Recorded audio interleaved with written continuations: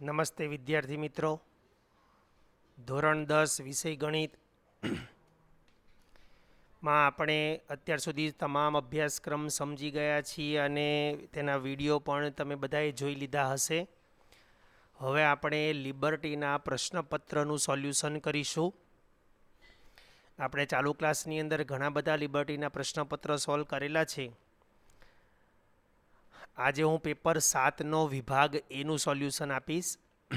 સવાલ છે પહેલો, 2 અંકની એક સંખ્યા અને અંકોની અદલાબદલી કરતાં મળતી સંખ્યાના અંકોનો સરવાળો 11 વડે વિભાજ્ય છે. તો મિત્રો, 2 અંકની એક સંખ્યા, હું અહીંયા વિભાગ પ્રમાણે તમને સમજાવીશ કે જેથી તમારે દરેક જગ્યાએ દાખલાનું સોલ્યુશન તમને મળી જાય.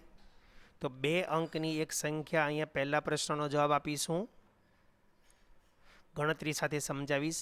પહેલાં આપણે 2 અંકની સંખ્યા માટે ધારો કે એકમનો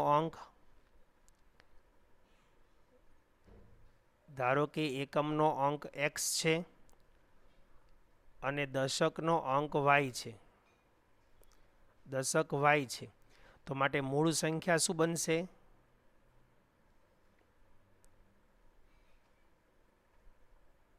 મૂળ સંખ્યા દશકનો અંક જે હોય, દશકનો અંક y છે તો એને 10 વડે ગુણવા પડે, 10y અને પ્લસ x થાય. આપણે આવો એક 2 અંકની સંખ્યાનો દાખલો હતો.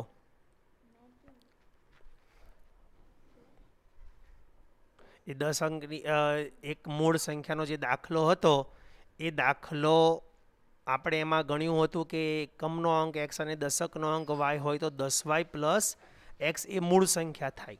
બરાબર, એટલે આ 2 અંકની એક સંખ્યા આવી ગઈ. બરાબર, હવે અંકોની અદલાબદલી કરતા, તો જો ધ્યાન આપજો, અહીંયા અંકોની અદલાબદલી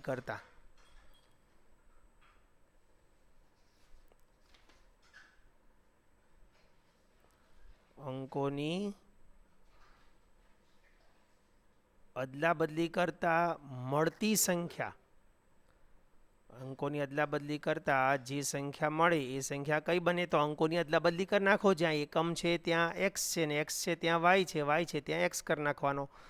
તો 10x પ્લસ y થાય. આ અંકોની અદલાબદલી કરતાં મળતી સંખ્યા. હવે એનો સરવાળો કરવાનો છે, એટલે મૂળ સંખ્યા અને અદલાબદલી કરતાં મળતી સંખ્યાનો સરવાળો. તો હવે સરવાળો કરીએ. ઉપરની સંખ્યા છે 10y પ્લસ x અને પ્લસ આ જે સંખ્યા બની તે 10x પ્લસ y.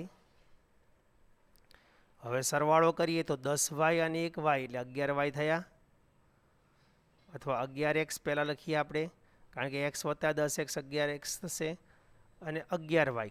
આ બંને રકમમાંથી 11 સામાન્ય નીકળી શકે છે, x પ્લસ વાય, એટલે કે આ 11 વડે વિભાજ્ય થઈ એમ કહેવાય. જો જે સામાન્ય નીકળે છે એના વડે આપણે ભાગી શકીએ ને, એટલે આપેલી સંખ્યા એ 11 વડે વિભાજ્ય છે. તો આ વિધાન કેવું છે? સાચું છે. તો વિધાન સાચું છે એમ આવશે. ત્યાર પછી બીજો પ્રશ્ન છે, જો કોઈ રેખા P કેન્દ્રિત વર્તુળની ત્રિજ્યા PA ને એ આગળ લંબ હોય તો તે રેખા વર્તુળનો સ્પર્શક છે. આ વિધાન જ છે મિત્રો, છતાંય તે આકૃતિ દોરીને સમજાવું.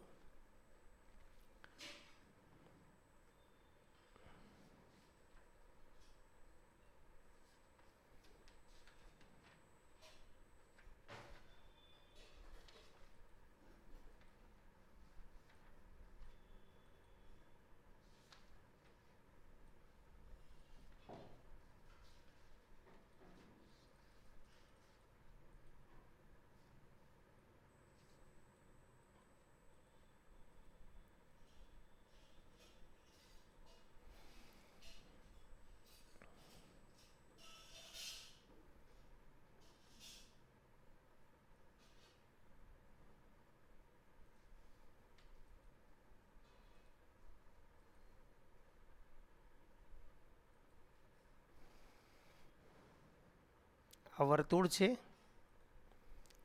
અને તેનો એક પી કેન્દ્રિત વર્તુળ અને તેનો એક પી એ ત્રિજ્યા અને એ આગળ દોરે લંબ.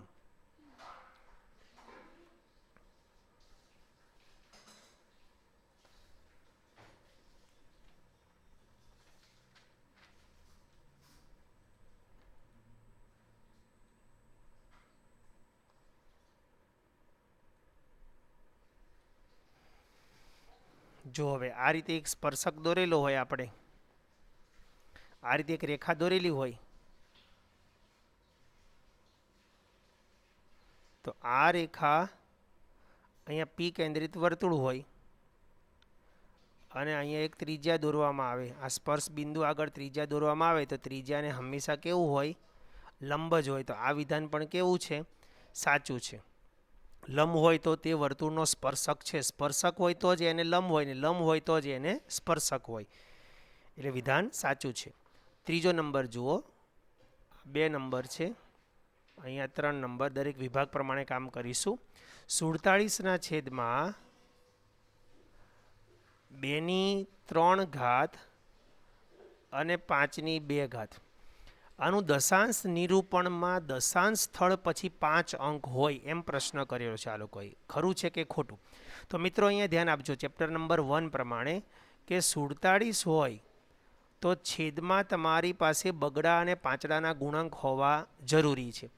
અહીંયા બગડો 3 વખત છે તો ગુણ્યા 5 2 વખત જ છે. તો અહીંયા એક હજી 5 હોવો જોઈએ. જો નીચે તમે 5 વડે ગુણો તો ઉપર પણ એક 5 વડે ગુણવા પડે. હવે 47 ગુણ્યા 5 કરો એટલે નીચે મતલબ કે 10નો ગુણાંક બનાવવાનો છે. જો બગડો કેટલી વખત છે?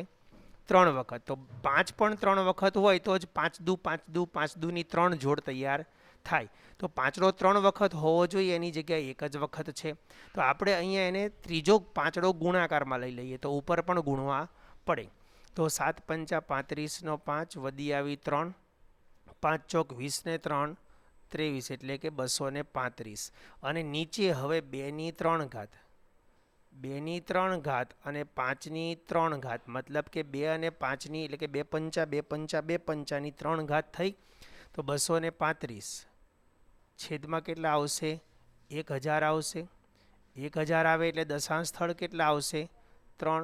તો કે 0.235. એટલે 3 દશાંશ સ્થળ જ કહેવાય. પોઈન્ટ પછી જે અંક હોય ને તેને દશાંશ સ્થળ કહેવાય. અહીંયા પોઈન્ટ અહીં શું કહે છે? નિરૂપણમાં દશાંશ સ્થળ પછી 5 અંક હોય. દશાંશ સ્થળ એટલે આ પોઈન્ટને દશાંશ સ્થળ કહેવાય. અહીંયા કેટલા અંક છે? 3. અને રકમમાં કેટલા કીધા છે? 5 અંક. માટે આ વિધાન કેવું આવશે?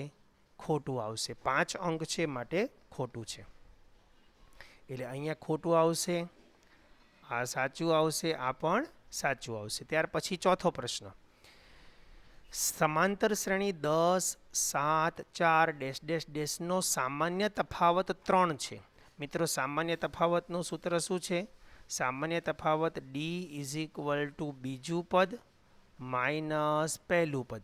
તો બીજા પદ એટલે કે A2. અહીંયા A2ની કિંમત છે 7 માઇનસ પહેલા પદની કિંમત છે 10. 7માંથી 10 ગયા તો જવાબ આવે છે -3. જ્યારે અહીંયા તમને સામાન્ય તફાવત -3 આપેલો છે માટે આ વિધાન પાછું ખોટું છે. એટલે આ વિધાન ખોટું આવશે. ઓકે, હું રીત સાથેનું બધી સમજૂતી આપું છું. વિભાગ નંબર એ ની અંદર 5 થી 10ના જે પ્રશ્નો છે એ ખાલી જગ્યાવાળા છે. વિકલ્પ આપેલા છે એની અંદર, અને એ ખાલી જગ્યાને આપણે ગણતરી કરીને જ સમજીશું પાછી.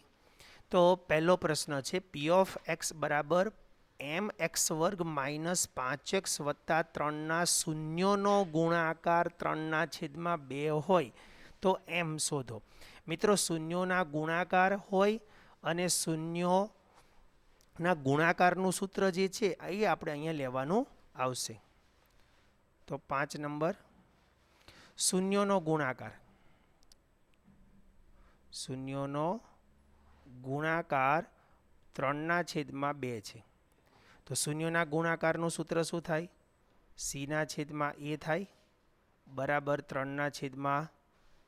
હવે રકમ ઉપરથી આ જે xના વર્ગને છે એ આ m છે એ છે, આ જે -5 છે એ બી છે ને અહીંયા સી છે એટલે કે 3 છે એ આપણો સી છે. તો રકમ ઉપરથી સી શું છે તો કે સીની કિંમત 3 થાય,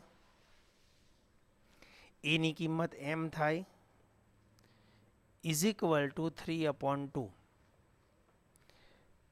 હવે ક્રોસ ગુણાકાર કરી નાખો તો 3 દુ 6, આ બગડો અહીંયા ગુણાય તો 3 દુ 6 બરાબર, આ એમ અહીંયા 3 સાથે ગુણાય તો 3m, અને 3 ને છેદમાં લઈ લો તો m બરાબર 2, એટલે કે mની કિંમત કેટલી આવશે 2 આવશે.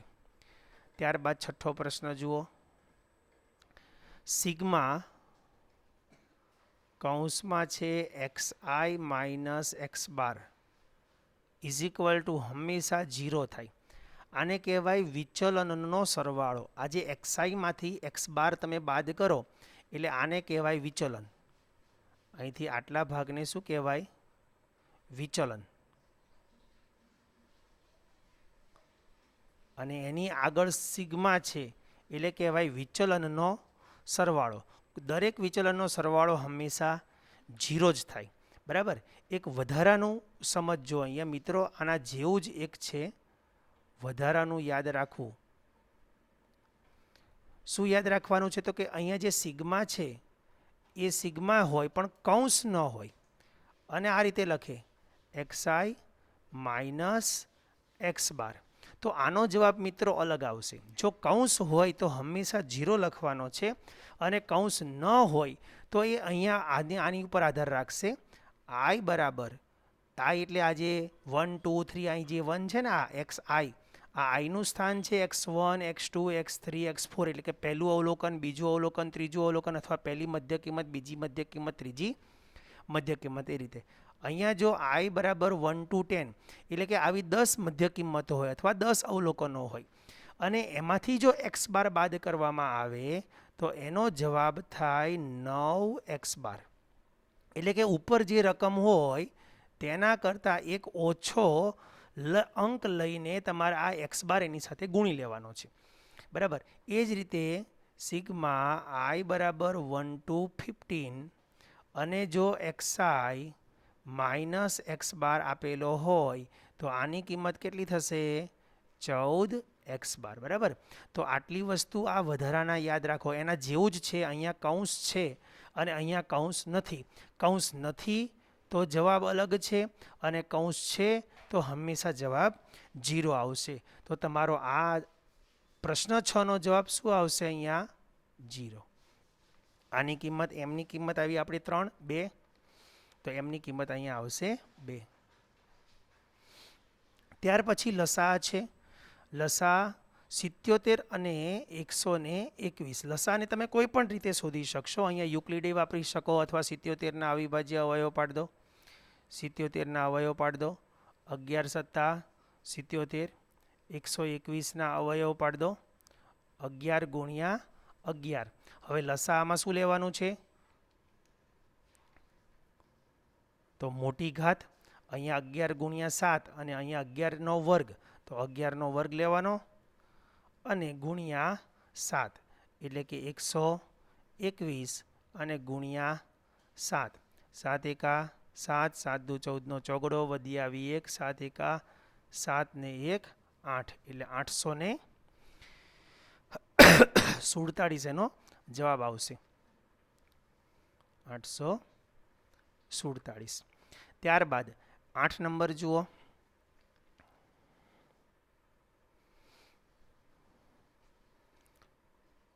આ 7 છે, અહીંયા 8 આવશે. 8 નંબરની અંદર x² વત્તા kx વત્તા 24 બરાબર 0 નું એક બીજ 6 છે. મતલબ એક બીજનો મતલબ થાય એક્સની કિંમત 6 મૂકવાની. એક બીજ એટલે આ સમીકરણ હોય આવા એક્સ વાળા, એમાંથી આપણે બીજ કે ઉકેલ શોધવા માટે કોની કિંમત શોધતા હતા, એમાં જે જવાબ આવે એમાં એક્સની કિંમતો આવતી હતી કે નહીં. તો આ જે બીજ છે એ એક્સની કિંમત જ છે.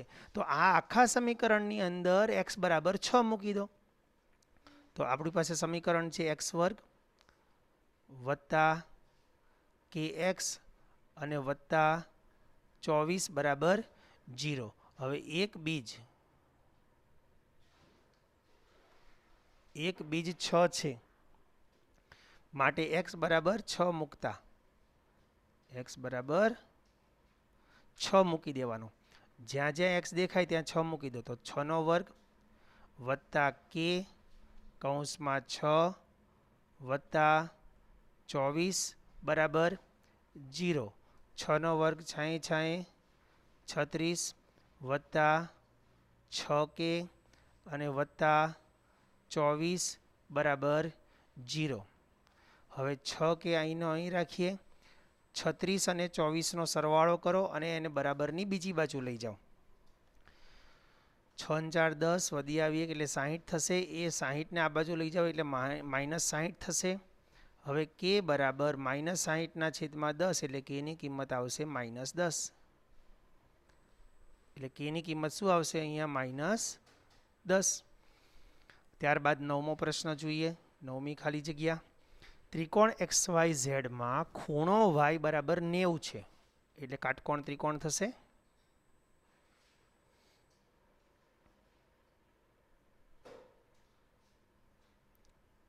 કાટકોણ ત્રિકોણની અંદર y 90 અંશ છે તો ઉપરની સાઈડ x અને આ બાજુ રાખીએ આપણે z. હવે એમાં xz 61 છે.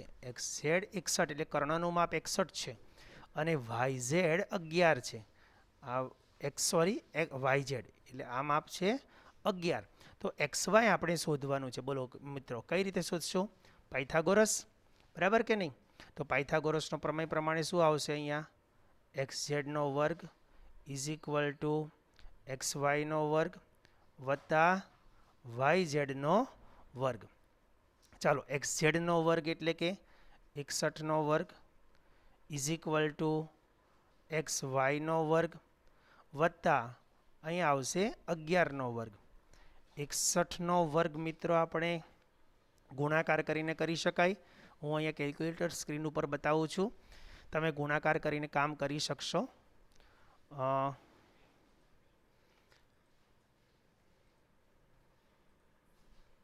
61 ગુણ્યા 61 બરાબર 3721. 3721 ઇઝ ઇક્વલ ટુ xy નો વર્ગ વત્તા 11 નો વર્ગ 121 થશે. મિત્રો મેં અત્યારે કેલ્ક્યુલેટરથી કર્યું છે કારણ કે આપણે ટૂંકા વિડીયોની અંદર બધા દાખલાને પૂરા કરવાના છે પણ તમારે તો પરીક્ષાની અંદર રફ કામ જ કરવું પડશે. તો 3721 minus 121 is equal to xy નો સ્ક્વેર. 3721 માંથી 121 જાય એટલે 3600 વધશે. 3600 ઇઝ ઇક્વલ ટુ xy નો વર્ગ. હવે જ્યારે 3600નું વર્ગમૂળ કાઢવાનું હોય ત્યારે 36નું વર્ગમૂળ કાઢો 6 અને 2 જીરોનો 1 જીરો મૂકવાનું ઘણા વિદ્યાર્થીઓ ભૂલી જાય છે. તો xy ની કિંમત કેટલી આવશે? 60 આવશે. ત્યાર પછી પ્રશ્ન નંબર 10 જુઓ એટલે કે ખાલી જગ્યા નંબર 10. ઓ કેન્દ્રિત વર્તુળના બિંદુ P માંથી દોરેલો સ્પર્શક PQ છે. જો ત્રિકોણ OPQ સમદ્વિબાજુ ત્રિકોણ હોય તો ખૂણો OQP બરાબર ખાલી જગ્યા. સમદ્વિબાજુ ત્રિકોણ પહેલાં એક વર્તુળ દોરવાનું કે છે. આપણે અહીંયા વર્તુળ દોરીએ.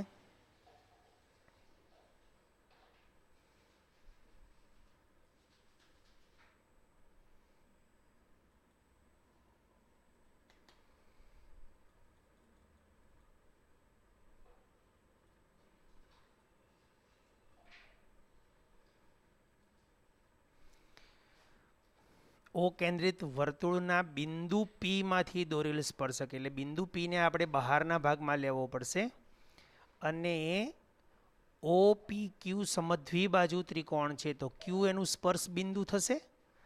Q એનું શું થશે? P માંથી દોરેલ સ્પર્શક PQ છે. OPQ સમદ્વિબાજુ ત્રિકોણ છે. ઓકે, તો હવે આપણે અહીંયા કેન્દ્ર બિંદુ બતાવી દઈએ.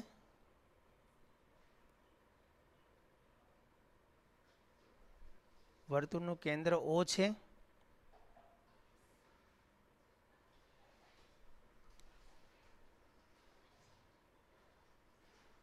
અહીંયાથી એક સ્પર્શક આવશે આ રીતે અને આ અહીંયા 90 અંશ બનાવશે. હવે આ બિંદુ P માંથી દોરેલો વર્તુળના બિંદુ P માંથી વર્તુળના બિંદુ P છે એટલે અહીંયા P આવશે. તો આ Q આવશે. માંથી દોરેલો સ્પર્શક PQ છે. ત્રિકોણ OPQ આ સમદ્વિબાજુ ત્રિકોણ છે. સમદ્વિબાજુ ત્રિકોણ એટલે એની આ બાજુનું માપ અને આ બાજુનું માપ સરખું છે. સમજો મિત્રો, 90 અંશ જે બનતો હોય ને એની આજુબાજુના બે માપ જ સરખા થાય. કર્ણ હંમેશા મોટો જ હોય. આ કર્ણ છે. OQ એ શું છે? હંમેશા કર્ણ બને. કર્ણ હંમેશા મોટો હોય. અને આપણે હમણાં આગળના એક પોઈન્ટમાં સમજી ગયા કે વર્તુળની ત્રિજ્યા અને સ્પર્શક વચ્ચે હંમેશા 90 અંશ બને. તો અહીંયા 90 અંશ બને. આ ત્રિજ્યા અને આ સ્પર્શક વચ્ચે 90 અંશ બને તો 90ની સામેની આ બાજુ હંમેશા કર્ણ બને.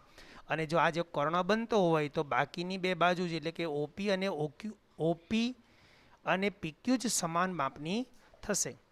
સમદ્વિબાજુ ત્રિકોણ છે એટલે આ બે બાજુના માપ સરખા થાય. એટલે આ ખૂણો તો 90 ફિક્સ થઈ ગયો. હવે આ બે બાજુના માપ સમાન છે. આપણે એને x અને x ધાર લો. અથવા બે સમાન માપની સામેના ખૂણા પણ કેવા આવે? સરખા આવશે. ખૂણો OQP શોધવાનો છે. OQ અને P એટલે કે આ ખૂણો આપણે શોધવાનો છે. તો કેટલા અંશનો થશે? 45 અંશ. કારણ કે ત્રિકોણના 3 ખૂણામાંથી બે ખૂણા સરખા થયા ને. ત્રિકોણ OPQ કેવો છે? સમદ્વિબાજુ. સમદ્વિબાજુ હોવાથી એમાં OP બરાબર PQ થાય. તો OP ની સામેનો ખૂણો કયો થાય? ખૂણો Q. અને PQ ની સામેનો ખૂણો કયો થાય? ખૂણો O. OP અને OQ ના માપ સમાન છે અને એને આપણે ધારી લઈએ x. તો હવે ખૂણો ત્રિકોણ માટે ખૂણો P વત્તા ખૂણો O વત્તા ખૂણો Q બરાબર 180. ચાલો, P નું માપ કેટલું છે? તો કે 90 અંશ છે તો ફિક્સ જ હોય. વત્તા O નું માપ x અને Q નું માપ પણ x બરાબર 180. x વત્તા x 2x. 90 પેલી બાજુ ગયા, 180 થી 90 ગયા એટલે 90 વધ્યા. માટે x બરાબર 45 અંશ. એટલે કે જે પેલો ખૂણો છે એ બંને ખૂણા કેટલા અંશના આવશે? 45 અંશના આવશે. તો અહીંયા જવાબ શું આવશે? 45. અને આ જગ્યાએ જવાબ આવી ગયો 60. બરાબર. તો આ રીતે 5 વિકલ્પો છે ખાલી જગ્યાના. ત્યારબાદનો પ્રશ્ન છે 11 થી 16. તેમાં એક વાક્ય, એક શબ્દ કે આંકડામાં ઉત્તર આપવાનો છે. એટલે કે ટૂંકી ગણતરીઓ આમાં પણ કરવાની રહેશે. પણ હું તમને મોટી જ ગણતરી બતાવીશ જેથી એ કદાચ પ્રશ્ન 2 ગુણમાં પણ પૂછાય તો પણ તમને આવડી જાય. ત્રિકોણ ABCમાં ખૂણો ABC 90 અંશ છે. અહીંયા પણ એ જ રીતે છે. બે ખૂણાના આપેલા છે. એક ખૂણો 90 અંશનો આપેલો છે.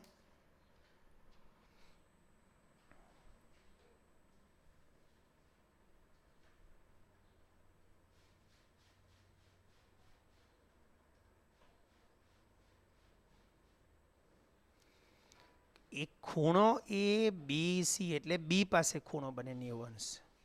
જે વચ્ચેનું બિંદુ હોય ને એ જગ્યાએ. માટે AC એનો કર્ણ થશે. ACB એટલે કે C આગળનો ખૂણો 45 અંશ છે. જો હવે એક ખૂણો 45 અંશ આવે એટલે આ બીજો પણ ઓટોમેટિકલી 45 જ આવી જાય. અહીંયા જોયું આપણે ત્રિકોણના કોઈ પણ કાટકોણ ત્રિકોણમાં એક ખૂણો તો 90 છે. પછી એક બીજો ખૂણો આપેલો હોય તો આ ખૂણો 180 થી બાદ કરો એટલે 45 જ મળે કે ન મળે? હવે એમાં AC નું મૂલ્ય 6 છે. આ મૂલ્ય 6 છે. તો આ બે મૂલ્ય કેટલા આવશે? સરખા જ હશે એટલે x ધારી લઈએ. હવે આમાંથી ત્રિકોણ ABC નું ક્ષેત્રફળ શોધવાનું કહે છે. તો સૌથી પહેલાં આપણે આ AB અને BC ના માપ આપણે પાયથાગોરસથી શોધવા પડશે. તો પહેલાં એ લખી લઈએ કે ખૂણો A શોધવાનો છે. પહેલાં જુઓ, ધ્યાન આપજો. પહેલાં અહીંયા ખૂણા એનું મૂલ્ય આપેલું નથી તો એ ખૂણો પણ સરખો છે એવું આપણે અહીંયા સાબિત કરવું પડશે, બતાવવું પડશે. ખૂણો A વત્તા ખૂણો B વત્તા ખૂણો C બરાબર 180. આ એક જ ગુણનો પ્રશ્ન છે, આટલી મોટી ગણતરી ન હોય, પરંતુ હું અહીંયા તમને ડિટેલથી ગણતરી બતાવું છું. બાકી તમે ડાયરેક્ટ જ ખૂણા એને 45 લઈ લો, એટલે આ બે ખૂણા સરખા તો તેની સામેની બે બાજુઓ સરખી તો સીધો એના ઉપરથી પાયથાગોરસ લગાડીને તમે એક્સની કિંમત શોધી શકશો. હું અહીંયા અત્યારે ખૂણો એ શોધવાનો પ્રયત્ન કરું છું. પહેલાં ખૂણો એ વત્તા બીનો માપ છે 90 વત્તા સીનું માપ છે 45 બરાબર 180. માટે ખૂણો એ બરાબર 180 માંથી 90 અને 45 બાદ થાય એટલે બરાબર આવશે 45. હવે ખૂણો એ બરાબર ખૂણો સી બરાબર. તો ખૂણો એનું અને ખૂણા સીનું મૂલ્ય સરખું છે, તો ખૂણા એની સામેની બાજુ કોણ થાય? બીસી. અને ખૂણા સીની સામેની બાજુ કોણ થાય? તો કે એ બી. તો કે બીસી અને એ બીના મૂલ્યો સમાન થશે. હવે એને આપણે એક્સ ધારી લઈએ. જો એને એક્સ ધારીએ તો પાયથાગોરસ પ્રમાણે AC² is equal two AB² વત્તા BC². તો ABનો વર્ગ ACનો વર્ગ 36, ABનો વર્ગ x વર્ગ વત્તા BCનો વર્ગ પણ x વર્ગ. તો માટે 36 બરાબર 2xનો વર્ગ. બગડાને છેદમાં લઈ જાઓ એટલે 18 આવશે. 18 બરાબર xનો વર્ગ. હવે 18નું વર્ગમૂળ કાઢો તો 9 દુ 18 એટલે કે 9 વર્ગમૂળ 2 એટલે કે 3 વર્ગમૂળ 2 જવાબ આવશે. શું આવશે? 3 વર્ગમૂળ 2. આ કોનું મૂલ્ય આવ્યું? એક્સનું મૂલ્ય આવ્યું. હવે જો એક્સનું મૂલ્ય 3 વર્ગમૂળ 2 આવતું હોય તો એની આધારે એનું ક્ષેત્રફળ શોધવા માટેનું જે સૂત્ર છે એ આપણે લગાડી દઈએ. હવે અહીંયા જ ગણીએ દાખલો આ વિભાગમાં.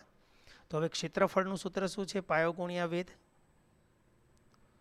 માટે ક્ષેત્રફળ બરાબર 1/2 ગુણ્યા કાબ એ બા ને કાબ બી બા એટલે કે AB ગુણ્યા BC 1/2 ગુણ્યા 3 વર્ગમૂળ 2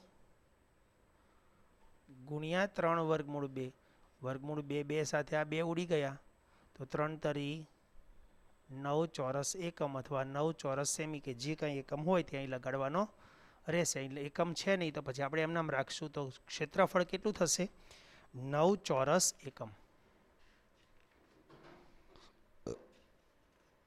9 ચોરસ એકમ.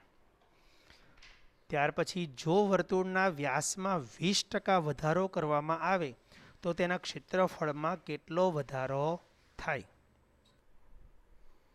તો આપણે વ્યાસ માટે મૂળ વ્યાસ માટે 100 ધારી લઈશું.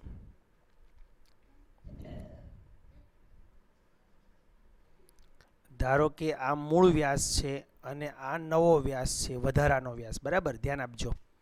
આ મૂળ વ્યાસ D બરાબર 100 હોય. હવે 100માં 20%નો વધારો કરો તો નવો D બરાબર 120 થાય. 20%નો 100 એ 20% એટલે 20 રૂપિયા 20 વધી જાય એટલે નવો D બરાબર 120 થાય. તો આ D ને આધારે R બરાબર 50 થાય.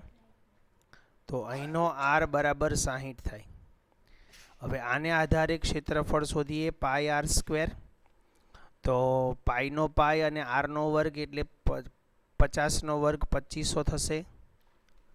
તો જવાબ આવશે 2500 પાઈ. અને અહીંયા પાઈ કેપિટલ R². તો ત્યાં 60નો વર્ગ 3600 થશે અને 3600 પાઈ. તો હવે તમને અહીંયા વધારો જોવા મળશે. જુઓ તો વધારો બરાબર 3600 પાઈ માઇનસ 2500 પાઈ. 3600 પાઈમાંથી 2500 પાઈ ગયા એટલે 900 પાઈનો વધારો થયો ક્ષેત્રફળમાં. હવે જો અહીંયા તમને પ્રશ્ન એ જ પૂછવામાં આવ્યો છે તો તેના ક્ષેત્રફળમાં કેટલો વધારો થાય? હવે અહીંયા કેટલા ટકા વધારો થાય એવું સ્પષ્ટીકરણ કર્યું નથી. તો કેટલો વધારો થાય તો એમાં તમારા 900 પાઈ પણ તમારો જવાબ સાચો જ ગણાય. પણ જો હવે એને ટકામાં ફેરવવો હોય તો આ 900 પાઈ 2500ના આધાર ઉપર વધ્યા. તો પહેલાં આપણે લખીશું 2500 પાઈમાં 900 પાઈ વધી ગયા હોય તો ટકાવારીમાં ફેરવવું હોય તો 100ને આધારે કેટલા, એટલે ગુણાકાર કેવો આવશે, 300 આવશે. તો અહીંયા આવશે 100 ગુણ્યા 900 પાઈ અને છેદમાં આવશે 2500 પાઈ. એટલે પાઈ પાઈ ઉડી ગયા. આ 0 અહીંથી ઉડ્યા, 0 અહીંથી ઉડ્યા, 25 ચોક 100 ઉડ્યા અને 9 ચોક 36, એટલે 36% વધારો થયો કહેવાય. બરાબર. તો 36%નો વધારો, ક્ષેત્રફળમાં ટકાને આધારે વધારો પૂછ્યો હોય તો 36% અને ખાલી એમનામ વધારો પૂછ્યો હોય તો 900 પાઈ જેટલો વધારો થાય. ત્યાર પછી એટલે આ 12 નંબર છે. હવે નંબર લઈ લઈએ 13. 42 સેન્ટીમીટર બાજુવાળા એક સમઘન લાકડાના ટુકડામાંથી મોટામાં મોટો કેટલા ઘનફળનો ગોળો કોતરી શકાય.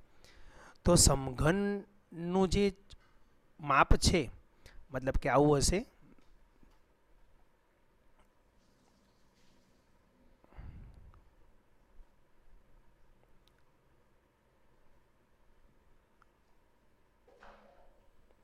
હવે આની અંદર તમારે ગોળો કોતરવાનો છે. એટલે ગોળો આ રીતે આખો ગોળો કોતરાઈ જશે, એની બધી ધારો ધાર આ રીતે. બરાબર.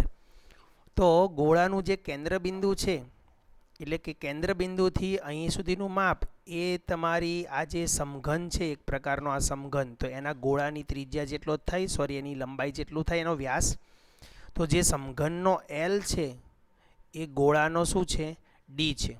સમઘનનો L 42 છે તો ગોળાનો D પણ કેટલો થઈ જશે, 42. તો એને આધારે R બરાબર 21 સેમી બનશે. એટલે R બરાબર 21 સેમી ત્રિજ્યાવાળા ગોળાનું ઘનફળ શોધવાનું છે. તો હવે ગોળાનું ઘનફળ બરાબર, ગોળાના ઘનફળનું સૂત્ર છે 4/3 પાઈ R નો ઘન. તો 4/3 પાઈની કિંમત છે 22/7 અને આરની કિંમત છે 21 ગુણ્યા 21 ગુણ્યા 21. 7 તરી 21 સાથેનો આ ગુણાકાર છેદ ઉડી ગયો. હવે 21 ગુણ્યા 21 અને 22 ગુણ્યા 4 આપણે કેલ્ક્યુલેટરથી કરી લઈએ. 21 ગુણ્યા 21 441.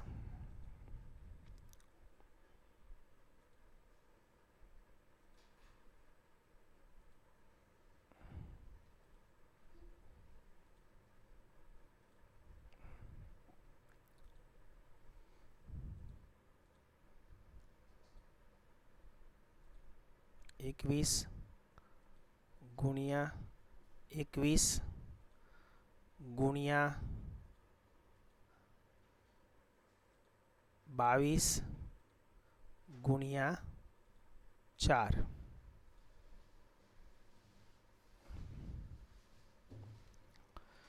સોરી,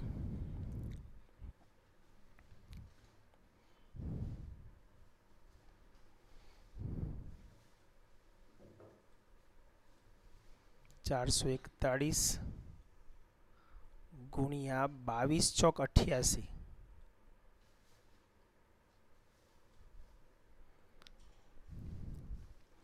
38808.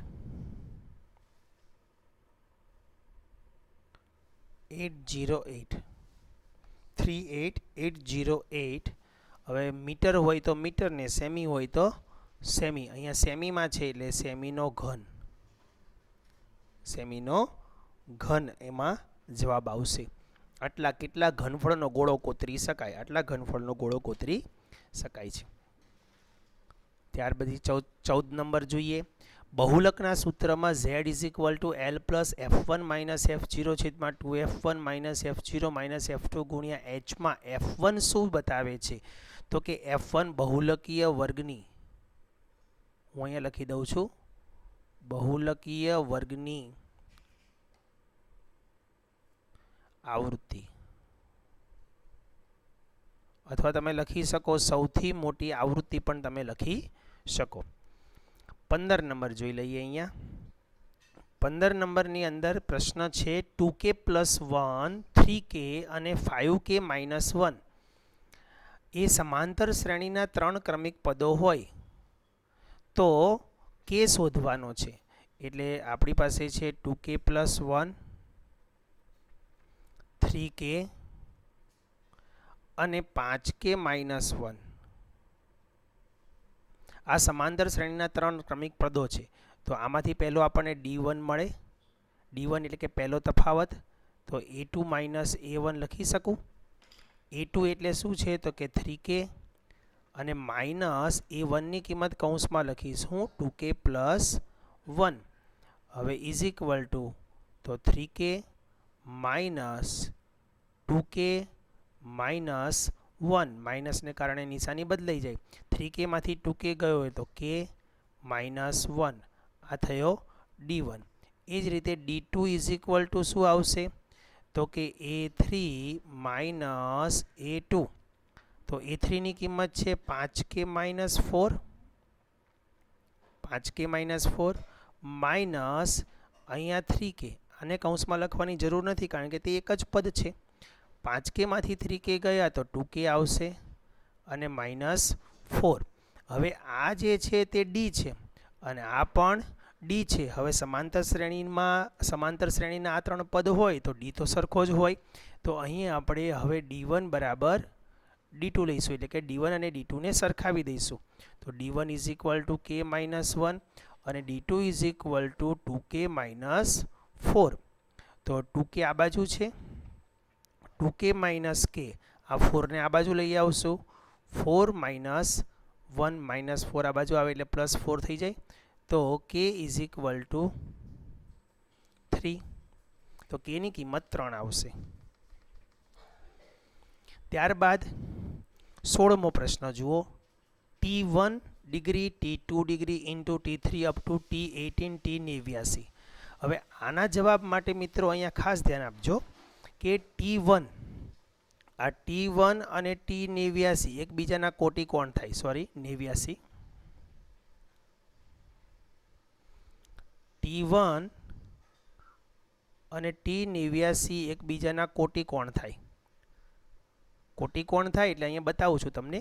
એટલે T1 અને T89 નું બતાવું. T1 into tan1 into tan89. હવે એમાંથી એકને કોટિકોણના સ્વરૂપમાં ફેરવો. tan1 એમનું એમ રાખો. આ tanનું કોટમાં રૂપાંતર કરો. કોટ કોટિકોણ એટલે 90 - 89 કરવાના.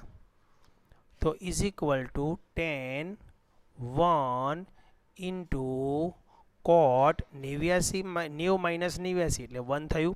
tan1 અને cot1 tan અને cot એકબીજાના વ્યસ્ત છે અને વિધેય બંનેના થીટા બંનેના સરખા છે એટલે વ્યસ્તનો ગુણાકાર હંમેશા 1 થાય.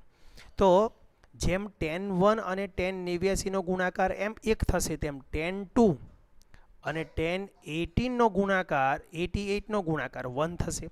એટલે આવા બધાનો ગુણાકાર 1 થશે. અને મિડલ પોઈન્ટ છે tan45. તો tan45 નો પણ ગુણાકાર 1 થશે. એટલે 1 ગુણ્યા 1 ગુણ્યા 1 ગુણ્યા 1 45 વખત આવશે. તો એનો ગુણાકાર કેટલો આવશે જવાબમાં? 1. બધાનો ગુણાકાર 1 જ થશે. 1 ઇન્ટુ 1 ઇન્ટુ 1 ઇન્ટુ 1 ઇન્ટુ 1 ગમે તેટલી વખત 1 નો ગુણાકાર 1 સાથે કરો તો 1 જ જવાબ આવે. એટલે એનો જવાબ આવશે 1. ત્યાર પછી પ્રશ્ન નંબર 17. દ્વિચલ સુરેખ સમીકરણ યુગ્મ 3x + 2y = 6 અને x - y = 7 નો ઉકેલ ખાલી જગ્યા છે. હવે આને ઉકેલ મેળવવા માટે તમે કોઈ પણ રીત લોપવાળી એક રીત કરી નાખશો તો પણ ચાલશે. પ્રશ્ન નંબર 17. તો પહેલું સમીકરણ છે 3x + 2y = 6. ત્યાર પછી બીજા સમીકરણને હું 3 વડે ગુણી નાખું છું. તો 3x - 3y = 7 × 21 અને હવે બંનેનો લોપ કરું છું. તો બાદબાકીથી લોપ થશે તો આની નિશાની બદલાઈ જશે ને અહીંયા પણ બદલાઈ જશે. 3x ઉડી ગયા. અહીંયા આવશે 5y બરાબર -15 -21 + 6 એટલે -15. તો y બરાબર આવ્યા -3. હવે આમાં -3 વાયમાં ક્યાં છે એ જુઓ, અહીંયા છે. તો જવાબ કયો આવશે? એક જ ઉકેલ શોધીને પણ તમે આ રીતે કામ કરી શકો. હા, બે જગ્યાએ -3 દેખાય તો તમારે એક્સને પણ શોધવો પડે. 18 નંબર જુઓ. એક પેટીમાં 3 થી 102 નંબર લખેલા કાર્ડ છે. 3 થી 102 એટલે 1 અને 2 નથી, એટલે મતલબ કે આ 100 થયા. ટોટલ પ્રયત્નની સંખ્યા 100 થશે. તેમાંથી યાદચ્છિક રીતે એક કાર્ડ પસંદ કરતા તે કાર્ડનો નંબર પૂર્ણ વર્ગ હોય તેની સંભાવના ખાલી જગ્યા છે. તો પહેલા કુલ પ્રયત્નની સંખ્યા.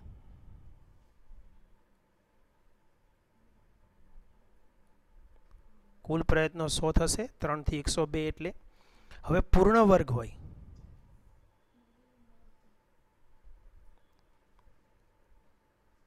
પૂર્ણ વર્ગ હોય તે સંખ્યાઓ. પૂર્ણ વર્ગ એટલે જેના વર્ગમૂળ નીકળી શકતા હોય તેવી સંખ્યાઓ.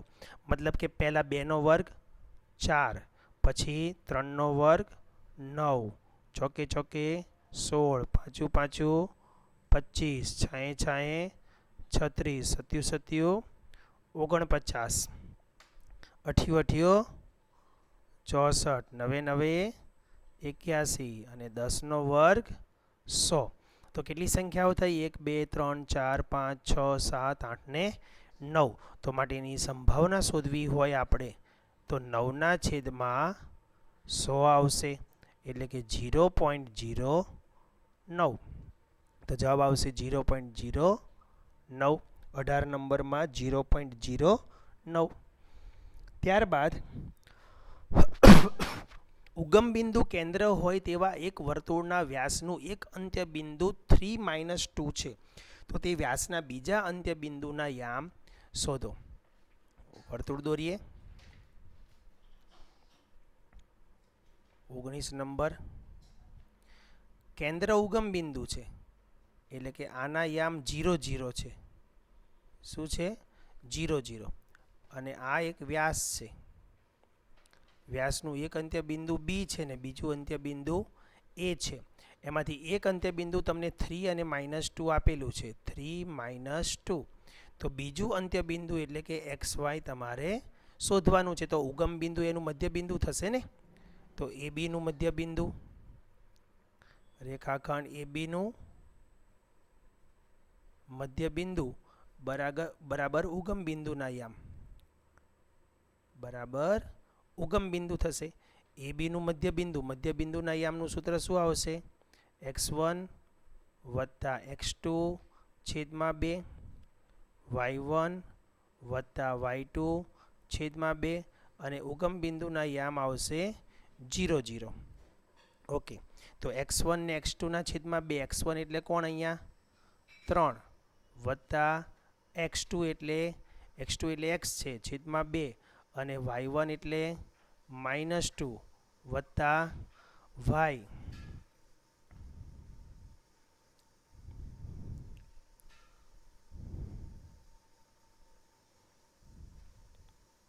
છેદમાં 2 બરાબર 0 0. પહેલા સાથે પહેલાની સરખામણી કરો તો 3 + x છેદમાં 2 બરાબર 0 અને -2 + y છેદમાં 2 બરાબર 0. આ 2y 0 સાથે ગુણાય એટલે 0 થઈ જશે. તો x -3 આવશે અને અહીંયા y 2 આવશે. તો એના યામ કયા આવશે? -3 અને 2. તો એ ઉગમ બિંદુ આના યામ કયા આવશે? -3 અને 2. તો જવાબમાં શું આવશે? -3 અને 2. ડી વિકલ્પ બરાબર, -3 2. ત્યાર પછી 20મો પ્રશ્ન. S1. મિત્રો અહીં ધ્યાન આપજો. જે S1 છે એટલે એક શ્રેણી છે. આને તમે છે ને શ્રેણી 1 અને S2 છે એને એક બીજા પ્રકારની શ્રેણી શ્રેણી 2 તરીકે પણ ઓળખી શકો. શ્રેણી 1 કેવી છે? 2 વત્તા 4 વત્તા એટલે કે બેકી સંખ્યાઓ છે. તો બેકી સંખ્યાઓના સરવાળાનું સૂત્ર આપણને ખબર છે, મેં તમને નોંધ લખાવી છે. બેકી સંખ્યાઓનો સરવાળો ક્રમિકો પછી બેકી સંખ્યાઓનો સરવાળો ક્રમિક બેકી સંખ્યાઓના સરવાળાનું સૂત્ર શું છે? ક્રમિક બેકી સંખ્યાઓના સરવાળાનું સૂત્ર n કૌંસમાં n-1 અને છેદમાં 2 છે. અને 2 બેકી સંખ્યાઓ. અને અહીંયા શ્રેણી 2માં જો 1, 3, 4 એટલે કે એકી સંખ્યાઓ છે. તો એકી એટલે કે અયુગ્મ એકી સંખ્યાઓના સરવાળાનું સૂત્ર છે n². એકી સંખ્યાઓના સરવાળાનું સૂત્ર n² છે. હવે અહીંયા શું કહે છે? S1 જેમ S2 એટલે શ્રેણી 1 અને શ્રેણી 2નો ગુણોત્તર કરવાનો કહે છે. શ્રેણી 1 અને શ્રેણી 2નો ગુણોત્તર.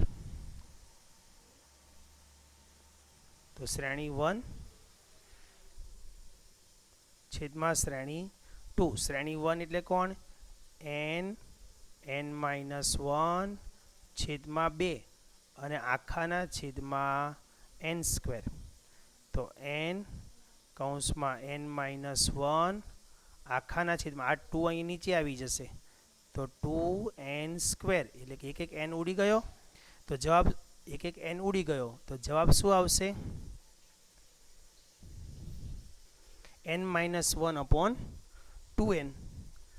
n-1/2n. સોરી, બેકી સંખ્યાઓના સરવાળાનું સૂત્રમાં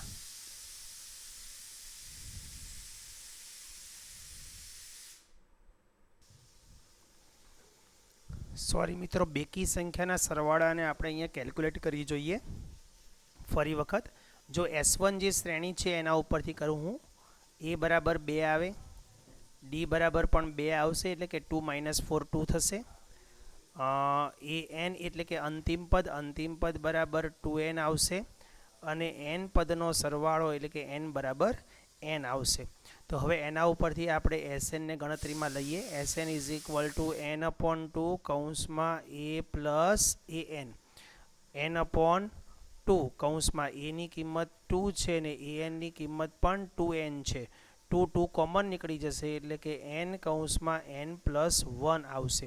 એટલે અહીંયા આપણે થોડોક સુધારો કરવો પડશે. અહીંયા n+1 કરવા પડશે.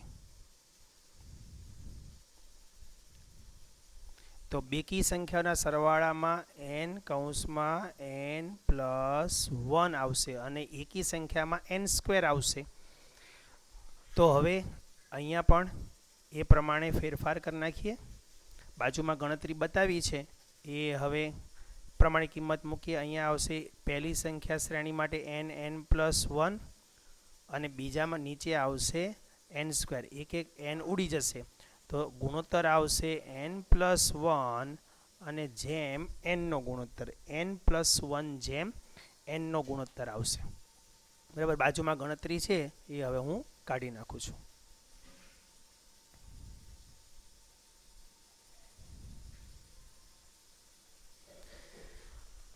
આગળ જઈએ અને 21 નંબર જોઈએ. શ્રેણી સમીકરણ આપ્યું છે, એના બીજને શોધવાના છે.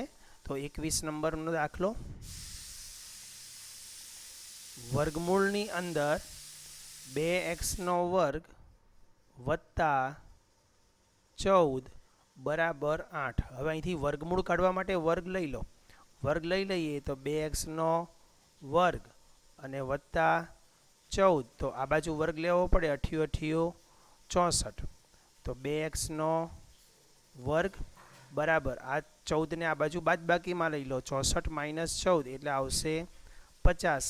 તો માટે x² બરાબર 50 ને 2 વડે ભાગો એટલે 25 આવશે. માટે x બરાબર ±5. જ્યારે વર્ગમૂળ કાઢીએ અને તે બીજ તરીકે હોય ત્યારે એની કિંમત પ્લસ અને માઇનસ તરીકે પસંદ કરવાની. તો જવાબ આવશે ±. અને આમાં આવશે n+1 અને n નો ગુણોત્તર આવશે. ત્યાર પછી પ્રશ્ન નંબર 22 જુઓ.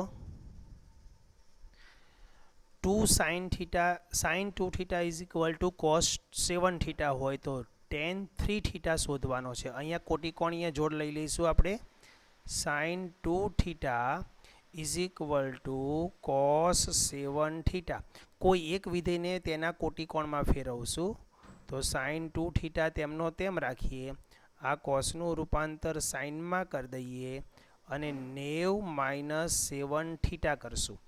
તો સાઇન શબ્દ તરીકે કાઢી નાખશું તો અહીંયા આવશે 2 theta is equal two 90 - 7 theta. 7 થીટાને આ બાજુ લાવીએ 2 થીટા બાજુ એટલે પ્લસમાં આવશે તો 9 થીટા ઇઝ ઇક્વલ ટુ 90 થશે. તો માટે થીટા ઇઝ ઇક્વલ ટુ 10 આવશે. હવે આ જે થીટા છે એ થીટાની કિંમત અહીંયા મૂકો tan થીટાની અંદર, tan 3 થીટા એટલે કે tan 3 અને થીટાની જગ્યાએ 10 એટલે tan 30ની કિંમત થાય. તો tan 30ની કિંમત મિત્રો કોઠા પ્રમાણે તમારે અહીંયા લખવાની આવશે. tan 30ની કિંમત કોઠા પ્રમાણે. ઓકે. ત્યાર પછી 23મો પ્રશ્ન જોઈએ. શંકુની વક્ર સપાટીનું ક્ષેત્રફળ. શંકુની વક્ર સપાટીનું ક્ષેત્રફળ πr_l આવે. લંબાઈ શોધવાની ભૌમિતિક રીત વિકસાવવી. લંબાઈ શોધવાની ભૌમિતિક રીત વિકસાવી. કોણે વિકસાવી હતી? તો કે લંબાઈ શોધવા માટે યુક્લિડ અને શ્રીધર આચાર્ય. તો અહીંયા તમે યુક્લિડની રીતે એક લંબાઈ શોધવાની ભૌમિતિક રીત હતી, યાદ હોય તો લંબચોરસની લંબાઈ અને પહોળાઈને આધારે તેની લસા અને ગુસા શોધીને ગુસા અને લસાને આધારે પણ તમે લંબાઈ પહોળાઈનું માપ શોધી શકો છો. શ્રીધર આચાર્યએ પણ લંબચોરસની લંબાઈ અને પહોળાઈની રીતથી પાયથાગોરસ લગાડીને તેના વિવેચકવાળી રીતમાં પણ એણે જવાબ આપેલો હતો. તો અહીંયા શ્રીધર આચાર્યને પણ આવી શકે. તો થોડોક જવાબ ડિફિકલ્ટ છે, મતલબ કે દ્વિઅર્થી છે. આપણે અહીંયા વધારે પ્રમાણમાં શ્રીધર આચાર્યને રાખીશું. ઓકે. તો આજનો આ વિભાગ એ પૂર્ણ થાય છે. આપણે બધા પીરિયડની અંદર મતલબ કે બધા પેપરના વિભાગ એનું જ સોલ્યુશન વધારે આપીશું. જય હિન્દ, જય ભારત.